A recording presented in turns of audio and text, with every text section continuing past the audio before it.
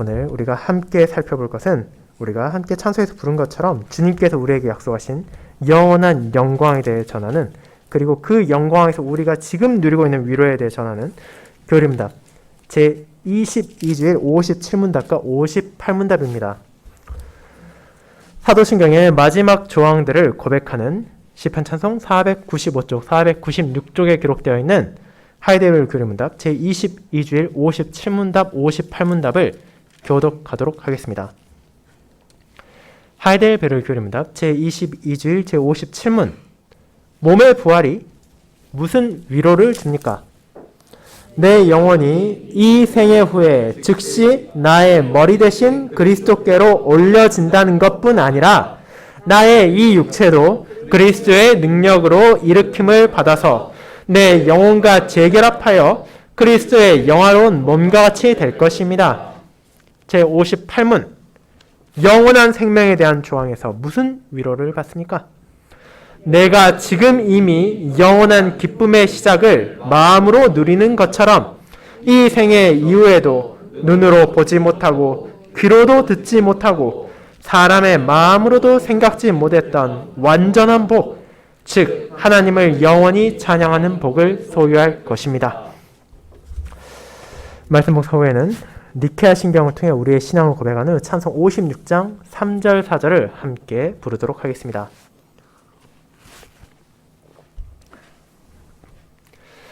사랑하는 주 예수 그리스도 안에 있는 형제 자매님들, 동서고금은 막론하고 사람들이 공통적으로 가지고 있는 가장 큰 관심사 가운데 하나는 바로 불로장생이라는 주제입니다. 여러분은 먼 과거에도 수많은 권력자들 어떻게든 더 건강하게, 더 오래 살기를 바라며 다양한 방법을 시도했다는 것을 알고 있으며 그것은 오늘날에도 마찬가지입니다. 의학이 발전하고 식생활이 개선되어 과거에 비하면 상상하기 힘들 정도로 긴 시간을 살아갈 뿐 아니라 그 과정에 있어 훨씬 더 건강한 몸을 유지하고 있음에도 불구하고 여전히 수많은 의사들이, 또 연구자들이 어떻게 하면 사람들이 더 오래 살 수 있을지에 대해 끝없는 관심을 기울이고 그것을 파악하기 위해 노력하고 있습니다. 그리고 이 말은 결코 과장이 아닙니다. 우리가 주변을 둘러보면 얼마나 많은 건강식품에 대한 광고들이 넘쳐나는지를 쉽게 알 수 있고, 헬스장, 요가, 체육관과 같은 건강을 유지하기 위한 장소도 계속해서 늘어만 간다는 것을 보게 됩니다. 그렇다면 근본적으로 그것은 대체 어떤 이유 때문입니까? 왜 사람들은 그렇게 오래 살기를 바랍니까? 그 이유는 어렵지 않습니다. 이 세상 사람들은 자신의 죽음 이후에 어떤 일이 일어날지 알 수 없으며, 특별히 많은 사람들은 그 후에는 어떤 것도 존재하지 않는다고 생각하기에 최대한 이 땅에서 하루라도 더 오래 살아가며 즐거움을 누리고 자신이 더 많은 것을 경험하기 위해서입니다. 그리고 그것은 시대와 장소를 막론하고 대부분의 사람들이 가지고 있는 본성적인 욕구 가운데 하나라는 것을 우리는 잘 알고 있습니다. 물론 건강하게 그리고 오래 사는 것 그 자체가 나쁘다는 것은 결코 아닙니다. 신자라더라도 이 땅에서 주님께서 주신 소명을 신실히 살아가기 위해 자신의 몸을 함부로 다루어서도 안 되고 그 육체를 소중히 사용함으로써 하나님께 영광을 돌리고 형제와 자매를 섬기기 위해 노력해야 하기 때문입니다. 하지만 우리가 동시에 잊지 말아야 하는 것이 있습니다. 우리는 그와 같은 삶의 끝에 다가오는 것이 바로 영원한 멸망이나 허무가 아니라는 것을 알아야 한다는 것입니다. 그렇게 우리는 어떻게든 죽음의 공포에서 떨며 하루라도 더 살아가기 위해 노력하는 것이 아니라 주님께서 주신 약속 안에서 지금 이 순간에도 그리고 앞으로도 위로를 받으며 흔들리지 않는 소망을 가질 수 있습니다. 그 놀라운 복음의 약속을 사도신경은 몸의 부활 그리고 영원한 생명이라는 조항 안에서 신자에게 고백하게 하며 하나님의 말씀을 요약하여 그 조항들이 무엇을 전하는지를 알려주는 교리문답은 우리는 함께 고백할 것입니다. 저는 이를 하나님의 은혜를 우리가 누리고 있으며 누리게 될 위로라는 제목으로 나누고자 합니다. 그리고 그에 대한 두 가지 대지를 통하여 우리가 지금 누리고 있는 위로가 도대체 무엇이며 우리가 앞으로 받게 될 위로가 도대체 어떤 것에 근거한지를 고백함으로써 하나님께서 주신 위로 안에 살아가며 그 위로 안에서 그분께 앞으로도 감사의 찬양을 함께 드리길 소망합니다. 이를 첫 번째 신자의 현재에 주어진 위로, 두 번째 신자의 미래에 주어질 위로라는 제목으로 나누도록 하겠습니다. 먼저 첫 번째 신자의 현재, 즉 우리에게 지금 이 순간 주어진 위로에 대해 생각해 보겠습니다. 형제자매 여러분, 지난주에 우리는 신자의 성화를 위한 성령 하나님의 역사 가운데 죄의 용서라는 특별한 주제에 대해 다루었습니다. 성경이 선언하고 교리문답 안에서 고백하는 죄라는 것은 궁극적으로 공의로우신 하나님 앞에 지어진 잘못, 범죄를 가리킵니다. 그렇게 그 죄의 기준은 이 땅에 있지 않습니다.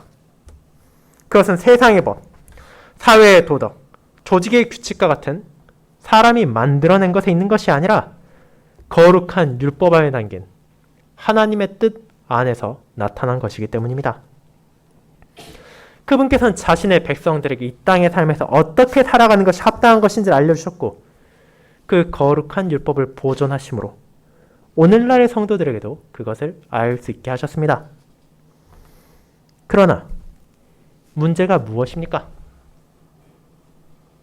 그것은 우리가 몰라서 그것을 지키지 않는 것이 아니라 그것을 알면서도 때로는 자신의 부족함으로, 때로는 자신의 악함으로 그것을 고의적으로 외면하고 순종하지 못할 때가 있기 때문입니다.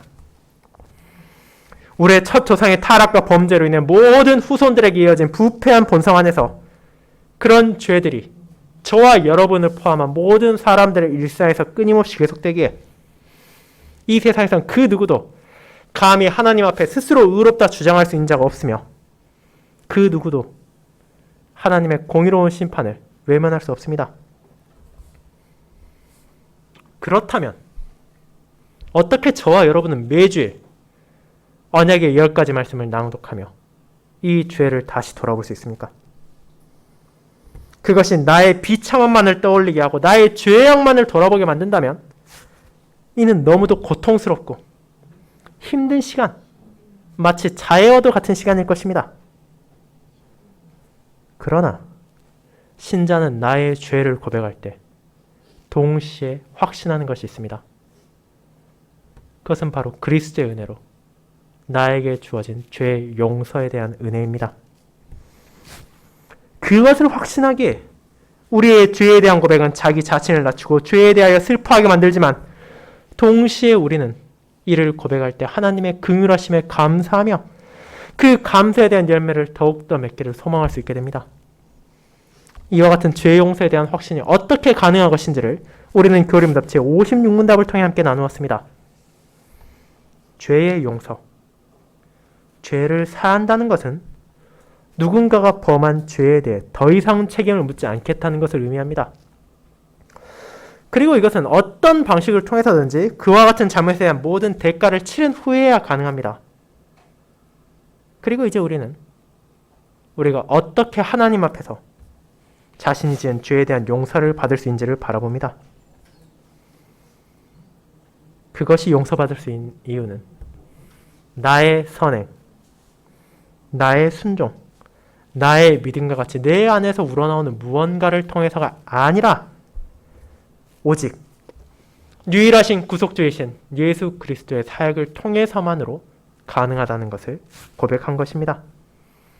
그분께서 나를 위하여 자신의 모든 것을 내려놓으시고 십자가에서 피를 흘리셨고 자기 생명까지도 바치심으로 죄에 대한 아버지의 공의로운 진노를 감당하시고 저주를 받아들이셨습니다.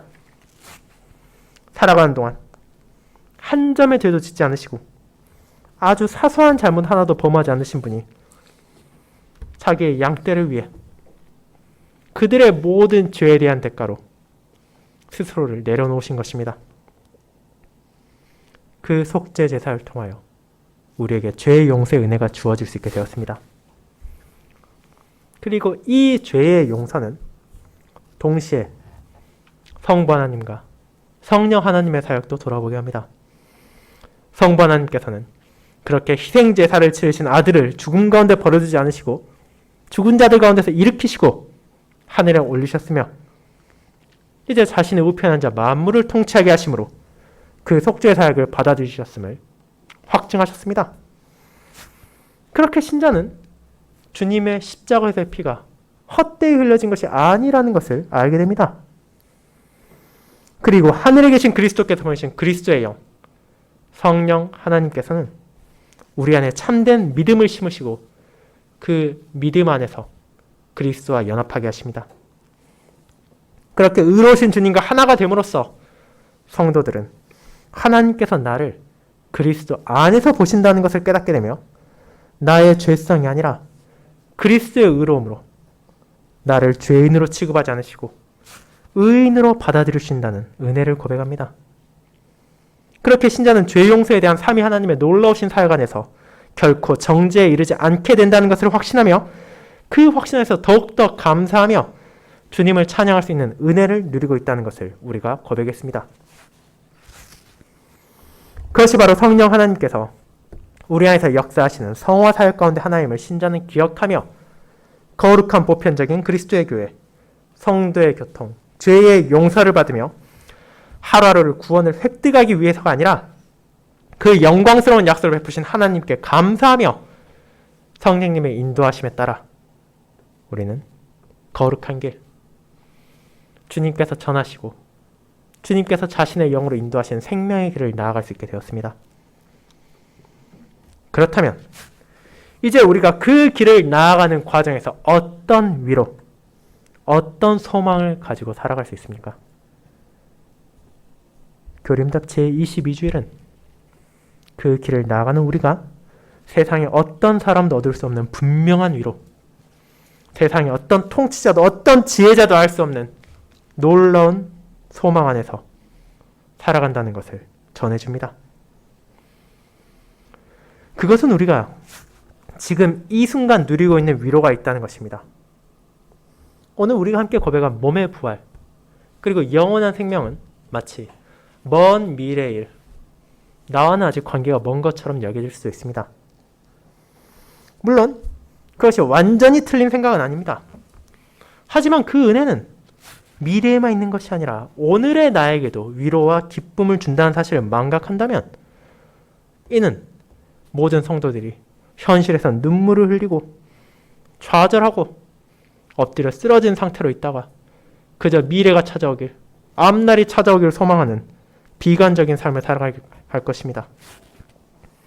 하지만 성도는 미래에 대한 소망을 가질 뿐 아니라 지금 우리가 살아가는 하루하루의 일상의 삶에서도 즐거움과 감사를 멈출 수 없기에 우리는 예수 그리스도, 우리의 주님의 은혜가 나의 오늘의 삶에 어떤 위로를 주는지를 확실히 알아야 할 필요가 있습니다.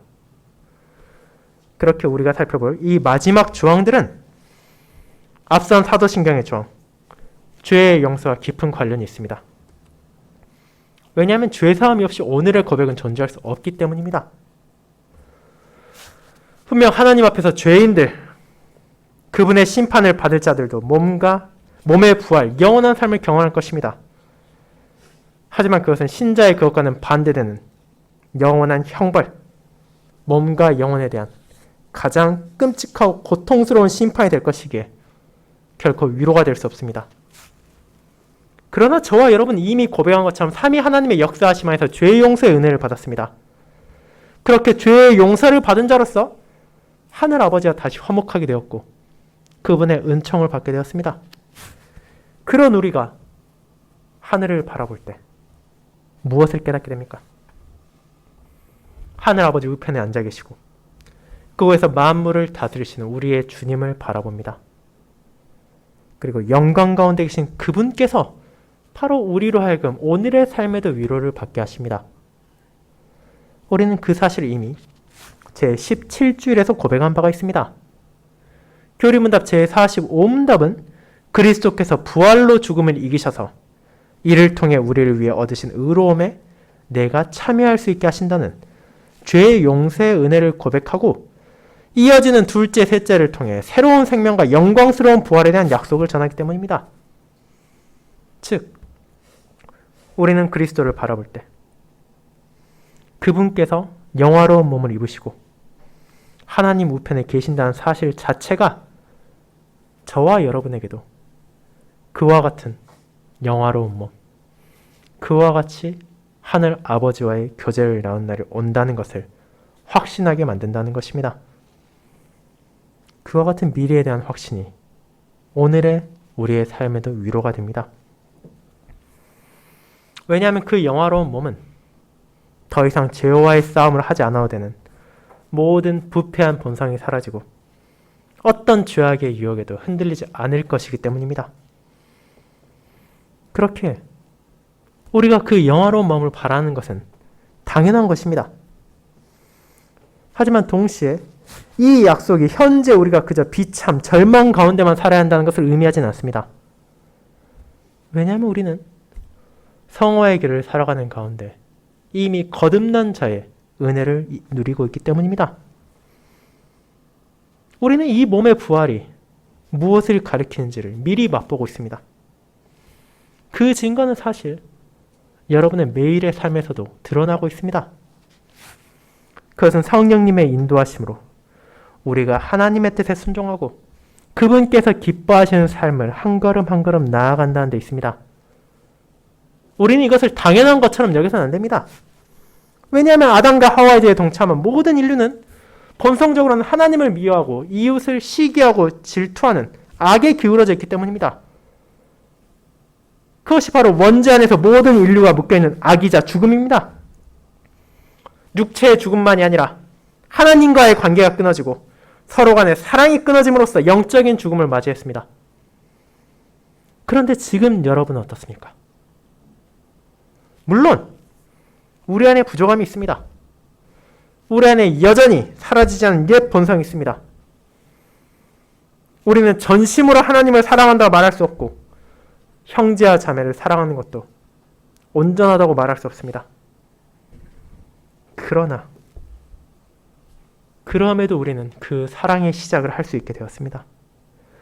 그 사랑 안에서 하나님의 뜻을 순종하는 삶이 무엇인지를 증거할 수 있게 되었습니다. 그리고 이와 같은 사실이 우리가 받게 될 영화로운 몸이 얼마나 아름다울 것인지를 보여줍니다. 이는 우리에게 몸의 부활의 약속을 바라보게 할 뿐 아니라 우리에게 주어질 영원한 생명의 놀라움까지도 알게 합니다. 그리스도의 사역 안에서 하늘 아버지와의 관계가 다시 화목하게 되었고 어둠 속에서 그저 멸망을 향해 나아가는 이들이 참된 생명의 길로 나아갈 수 있도록 인도받을 뿐 아니라 그것이 가지는 기쁨을 미리 맛볼 수 있게 되었기 때문입니다. 물론 이 땅에서 살아가는 동안 우리의 순종은 자연스럽게 되는 것도 아니며 쉽게 이룰 수 있는 것도 아닙니다. 매 순간순간마다 우리는 크고 작은 죄와의 싸움을 계속해야 하며 이는 우리를 슬프게 만들 때도 있고 우리가 눈물을 흘리게 만들 때도 있습니다. 나 자신의 연약함, 나 자신의 완악함, 그와 같은 것들을 마주하는 것은 결코 기쁜 일이 아닙니다. 그러나 우리의 주님께서는 자신의 영을 통해 감추어졌던 하나님의 지혜를 계시하셨습니다. 바울이 고린도 교회의 성도들에게 전한 것처럼 영광의 주께서 자신의 영인 성령님으로 우리에게 보이신 것은 하나님이 자기를 사랑하는 자들을 위하여 예배하신 모든 것이자 눈으로 보지 못하고 귀로도 듣지 못하고 우리의 마음으로 감히 생각하지도 못했던 것들입니다. 그것은 바로 우리가 미래에 받을 분명한 소망 안에서 현재의 위로를 주는 영광스러운 하나님의 약속들입니다. 나의 현실은 완전하지 못합니다. 슬픔, 비참, 괴로움과 고통이 있습니다. 그런 삶 가운데 살아가는 동안 나는 하루하루 자신의 부족함을 뼈저리게 느끼고 자신의 죄악을 외면할 수 없습니다. 하지만 그런 슬픈 자각을 가진다 하더라도 우리는 지금 이 순간에도 주어진 은혜를 자각하게 됩니다. 부족한 나를 위한 하늘 아버지의 뜻이 있으며 죄인인 나를 위해 스스로를 바치신 아들 하나님의 구속사역이 있을 뿐 아니라 그 은덕에 나를 참여시키시고 그것을 확신하게 하시는 성령 하나님의 성화의 사역이 있습니다. 그렇게 나의 부족함 가운데서도 하나님께서 우리에게 은혜로 주신 것들을 우리는 알게 되었습니다. 어떻게 내가 이 땅에 살면서 하나님께 감사를 드릴 수 있는지, 어떻게 내가 순종의 시작을 할 수 있는지를 우리는 알고 있습니다. 그것은 다른 사람들에 비해 내가 특출나게 선해서도 아니고 내가 특출나게 순종적이어서도 아닙니다. 그 모든 것은 오직 단 하나의 이유. 하나님께서 그분의 선하신 뜻 안에서 나에게 자비를 베푸셨고 그리스도의 구속사에게 그분의 영을 통하여 참여하게 하셨기 때문입니다. 그 결과로서 여러분은 새롭게 되었습니다. 여러분에게 주어질 영원한 기쁨을 지금 이 순간에도 미리 맛볼 수 있게 되었습니다. 지금 내가 경험하는 부족함 안에서 앞으로 나에게 주어질 온전함을 바라볼 수 있게 되었습니다. 성령 하나님의 인도하심으로 우리가 나아가는 그 길의 끝에 기다리는 것이 무엇인지를 알게 되었습니다. 그렇게 이 확신은 우리의 미래에 받게 될 위로일 뿐 아니라 지금 이 순간의 나에게도 위로가 됩니다. 내가 가고 있는 길이 틀리지 않았다는 것을 알게 되었기에 아무리 세상의 불신자들이 그 길을 조롱하고 비웃고 우리를 박해한다 하더라도 흔들리지 않고 믿음 안에서 성령님의 인도를 따라 멈추지 않고 나아갈 수 있습니다. 왜냐하면 우리가 경험하는 기쁨의 시작이 그리스도의 날, 우리를 기다리고 있는 그리스도의 온전한 복을 확실하다는 것을 알려주기 때문입니다. 세상에 내놓으라 하는 통치자들, 유력자들, 사상가들이 알지 못하고 알 수도 없는 이 놀라운 진리를 성령 하나님께서 우리에게 보이셨습니다.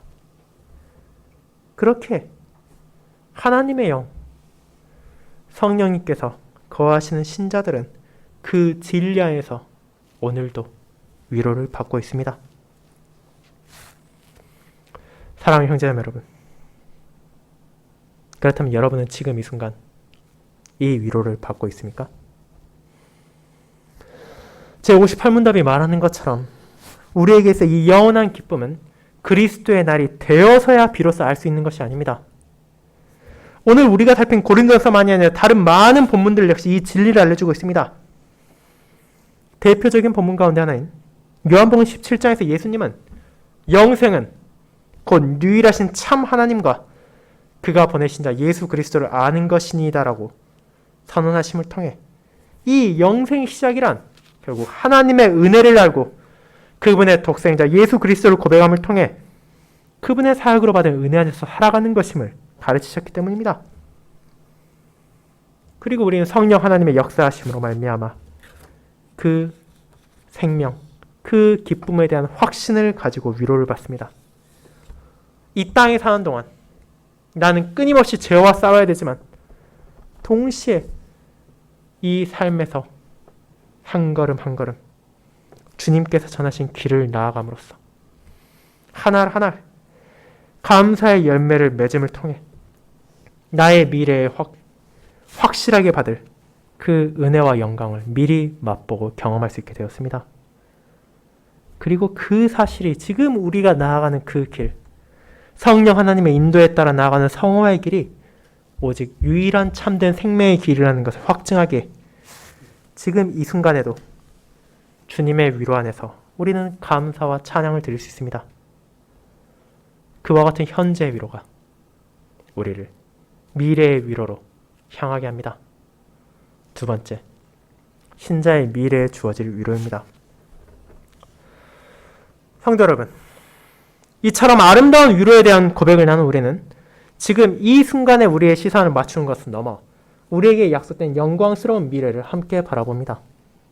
결국 우리가 지금 이 땅에 누리고 있는 것은 앞으로 우리에게 다가올 것에 비하면 예고편 혹은 맛보기나 시식에 불과한 것이기 때문입니다. 물론 그 사실이 지금 우리가 받고 있는 은혜를 폄하하는 것은 결코 아닙니다. 우리 중 그 누구도 그것을 요구할 자격도, 그것을 취할 자격도 없기 때문입니다. 하지만 지금 우리가 받고 있는 놀라운 은혜가 있음에도 불구하고 우리를 기다리고 있는 영원한 기쁨, 완전한 복에 비하면 이는 빛을 발하는 것은 사실입니다. 그 정도로 우리에게 약속된 미래는 놀랍고 아름답다는 사실을 저와 여러분은 마음에 새겨야 합니다. 그렇게 할 때 우리는 이 세상에 약속하는 그 어떤 향락이나 권력, 명예도 그 영광 앞에는 감히 비할 수 없다는 것을 알게 되며 마귀와 세상의 유혹에 흔들리는 대신, 그리고 육체의 정욕에 흔들리는 대신 우리에게 주어진 이 위로를 붙잡고 살아갈 수 있기 때문입니다. 그렇다면 그것은 대체 무엇입니까? 저와 여러분의 앞날을 기다리고 있는 게 대체 무엇이기에 그것이 현재의 삶의 위로를 줄 뿐 아니라 세상에 무엇과도 비교할 수 없는 것을 준다고 단언할 수 있습니까? 그것이 우리가 고백하는 사도신경의 마지막 조항, 몸의 부활, 영원한 생명이 가리키는 것입니다. 우리는 먼저 그 가운데 몸의 부활을 먼저 바라봅니다. 이것은 사람들에게 즉각적인 반응을 가져온 약속입니다. 부활. 이것은 세상 사람들이 믿지도 않고 믿을 수도 없다고 여기는 것입니다. 하지만 성령님께서는 그것이 거짓이 아니라 진실이라는 것을 우리에게 알려주십니다. 그뿐 아니라 그것이 단순히 미래의 어느 순간이 되어서야 일어날 것이라고 말하는 것을 넘어 이미 부활하신 그리스도를 통해 신자들이 확신할 수 있게 하셨기 때문입니다. 그리스도의 부활, 죽은 자가 살아난 일이 이미 일어났다는 것이 우리의 부활의 확실한 보증이며 그분의 영화로운 몸이 우리가 받을 영화로운 몸에 대한 확고한 증거이기 때문입니다. 그와 같이 우리는 부활에 대해 이미 일어난 일을 통하여 믿고 앞으로 일어난 일을 소망할 수 있게 됩니다. 그것을 확신하게 된다면 우리는 무엇을 떨쳐낼 수 있게 됩니까? 바로 사람이 본능적으로 가지고 있는 가장 큰 공포인 죽음에 대한 두려움을 떨쳐낼 수 있게 됩니다. 물론 육체의 죽음 그 자체는 우리도 피할 수 없습니다. 하지만 그 죽음 이후에 어떤 일이 일어날지를 알게 된다는 것은 우리가 가진 죽음에 대한 관점을 완전히 바꿔놓을 수 있습니다. 죽음이 모든 것의 끝이라 생각하는 사람에게는 자연스럽게 그것을 피하기 위해서라면 무엇이든 해도 된다는 생각을 품게 할 것입니다. 우정을 저버리고 나라를 배신하며 종교를 버리는 것도 어쩔 수 없는 일입니다. 왜냐하면 일단 살고 봐야 되기 때문입니다. 죽고 나면 다 끝나는데 무슨 소용이 있겠습니까? 그렇게 많은 사람들은 죽음의 위협 앞에서 무릎을 꿇고 자신의 신념을 버리기도 합니다. 하지만 동시에 우리는 과거의 수많은 순교자들이 생명을 잃는 순간까지도 신앙을 버리지 않았다는 것을 알고 있고 지금 이 순간에도 목숨이 위협받고 있음에도 믿음을 붙잡는 사람들이 지구상에 있다는 것을 잘 알고 있습니다. 그렇다면 그들이 어떻게 이런 삶을 살아갈 수 있습니까? 그들이 멍청하고 생각이 없고 단순해서입니까? 그렇지 않습니다. 가장 큰 이유는 그들은 죽음이 절망스러운 끝이 아니라는 사실을 성령 하나님의 은혜로 확신했기 때문입니다. 십자가에서 주님께서는 자신의 옆에서 죽어가는 죄인을 향해 오늘 내가 나와 함께 낙원에 있으리라고 말씀하셨습니다. 그와 같이 서로 이 세상이 나의 육신을 죽인다 하더라도 내 영혼이 즉시 나의 머리 대신 그리스도께로 올려진다는 것을 우리는 알고 있습니다. 심지어 그와 같이 내 영혼이 그리스도와 함께 있을 뿐 아니라 나의 육체까지도 그리스도의 날 그분의 능력으로 일으킴을 받아 내 영혼과 재결합하여 그리스도의 영화로운 몸과 같이 될 것이라는 약속을 받았습니다. 그 모든 것이 참된 진리라면, 이 진리를 우리가 붙잡는다면 우리가 죽음을 두려워할 이유가 있겠습니까? 물론 죽음 그 자체는 우리로 하여금 죄를 상기시키고 그 죄로 인해 찾아온 비참을 떠올리게 하기에 우리를 슬프게 만든 건 사실입니다. 하지만 그것은 그 이상이 될 수 없습니다. 우리는 그 죽음으로 인해 절망하지 않습니다. 오히려 이 부족한 육체, 여전히 옛 본성의 잔재가 남아있어 정욕과 탐심으로 나를 유혹한 육체가 변화되어 더 이상 죄악에 흔들리지 않을 거룩한 몸이 될 것이기에 우리는 이 몸의 부활을 간절히 바랄 수 있으며 그 분명한 사실에 위로를 받을 수 있습니다. 그렇게 우리에게 약속된 영화로운 몸의 위로가 주어집니다. 하지만 그것이 우리의 미래의 모든 것이 아닙니다. 아무리 영화로운 몸을 가진다 하더라도 그 몸으로 무엇을 할 것인지를 알지 못한다면 우리의 미래에 어떻게 굳건한 확신을 가질 수 있겠습니까? 그렇게 우리는 영원한 생명에 대해 고백함으로 우리가 누릴 참된 기쁨의 정체성이 무엇인지도 살펴야 합니다. 성경을 요약하여 교리문답이 정하는 영원한 생명이란 단순히 수많은 사람들을 갈망하는 불로장생과는 다른 개념입니다.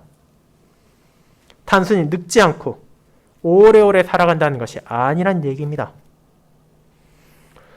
물론 우리가 받을 영원한 생명에는 그런 요소 또한 포함되어 있습니다.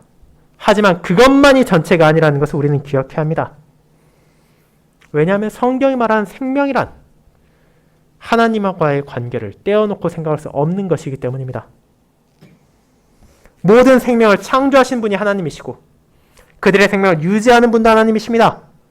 그리고 이런 육체적인 생명만이 아니라 영적인 의미에서도 하나님과의 화목한 관계가 없는 이상 생명이란 존재할 수 없습니다. 아무리 육신으로 잘 먹고 잘 산다 하더라도 하나님의 은혜가 없인 실제로 그 사람 죽음 안에서 머무르는 것이기 때문입니다. 그렇게 우리가 앞선 살핀 것처럼 예수님은 영생에 대한 정의를 하나님을 알고 그분께서 보내신 메시아인 자신을 아는 것이라고까지 하셨습니다. 그렇다면 이제 우리는 이 영화로운 몸으로 무엇을 누립니까? 그것은 영원한 생명, 하나님과의 영원한 기쁨입니다. 이 땅의 삶 가운데 우리가 온전히 알지 못하던 하나님의 영광을 알게 될 것입니다. 나의 부족함으로 이해할 수 없던 하나님의 지혜를 깨닫게 될 것입니다.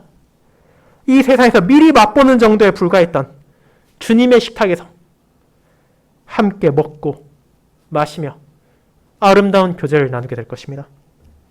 그 모든 것은 이 땅의 삶에서는 우리에게 제한적으로밖에 가질 수 없는 것이지만 우리에게 약속된 미래에서는 어떤 부족함도 없이 영원하게 누릴 것입니다. 그렇게 이 은혜는 진정 우리의 눈으로 볼 수 없고 귀로도 들을 수 없고 우리의 마음으로도 상상하지 못했던 완전한 복에 대해 말하고 있습니다. 그 누가 감히 이처럼 놀라운 복을 상상조차 할 수 있겠습니까? 그 누가 이런 약속을 감히 약속할 수 있겠습니까? 오직 하나님, 전능하시고 긍휼하신 하늘 아버지만이 우리에게 이를 약속하실 수 있고 이를 주실 수 있으십니다. 그리고 그분께서는 우리에게 이 영원한 생명, 하나님을 영원히 찬양할 수 있는 복을 주실 것입니다. 시대와 장소를 막론하고 모든 성도들은 새하늘과 새 땅에서 하늘 아버지와 함께하는 영광을 나눌 것이며 그때가 되면 더 이상 세상의 어떤 위협도 우리를 공격할 수 없을 것입니다. 마귀와 그의 추종자들은 영원한 형벌 가운데 무너질 것이지만 하나님께서 베푸신 은혜 안에서 그 진리를 믿고 그 약속의 소망을 품고 살아간 모든 성도들은 우리가 이 생에서 맛본 영원한 기쁨을 온전하게 누리는 참된 즐거움과 풍성한 행복 가운데 살아갈 것입니다. 그것이야말로 우리에게 주어질 위로이며 기쁨이고 소망입니다. 사랑하는 성도 여러분, 이와 같은 미래가 우리를 기다리고 있기에 우리는 현재 위로를 가질 뿐 아니라 앞으로도 위로를 받을 것입니다. 우리의 몸이 부활할 것이고 영화로운 몸이 될 것을 알기에 죽음의 공포에서 벗어날 수 있고 우리가 누릴 영원한 생명이 약속되었기에 그에 비할 수 없는 이 세상의 모든 유혹을 뿌리칠 수 있습니다. 그리고 이를 통해 우리는 위로를 붙잡습니다. 환난에서 인내할 수 있는 위로를, 유혹에서 벗어날 수 있는 위로를, 슬픔에서 이겨낼 수 있는 위로를 우리는 바라봅니다. 나의 현재만이 아니라 나의 미래까지도 나의 주님 안에서 확고할 것이기에 나는 위로를 받는 것입니다.